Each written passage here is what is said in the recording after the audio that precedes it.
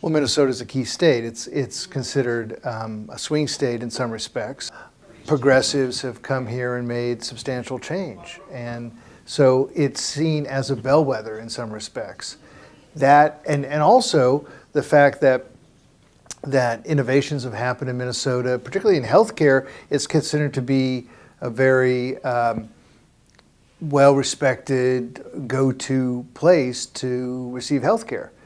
That means that nurses are on the forefront, and we can't let the identity of Minnesota as a healthcare destination be defined simply by corporate hospitals that may or may not staff appropriately or may not put RN clinical judgment in the forefront. It's only through improved staffing that you can really establish a single standard of care, because otherwise you're getting the care you can pay for. It's improved RN staffing that's going to make hospitals deliver safe therapeutic care for everyone on the basis of a single standard of quality.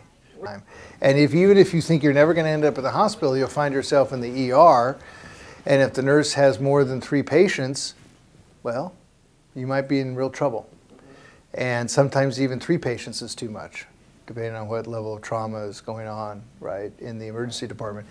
So, and only really the nurse knows the reality of that situation. So nurses just speaking out of their own experience is the most powerful thing they can do. Nurses need to act collectively. They need to demand that their elected officials respond to the issues of concern to nurses, to guarantee health care for all, and to work with other members of the community to build a broad movement through participatory democracy, if you will, that could literally change how the priorities of our country are organized. So nurses need to engage, they need to speak out, they need to be the voice in their communities because they are so respected. I think it's part of their nurses' DNA. I think it's that they are inherently patient advocates. So I think it's almost inevitable and unavoidable that nurses are going to see the status of their patients as related to the status of their communities.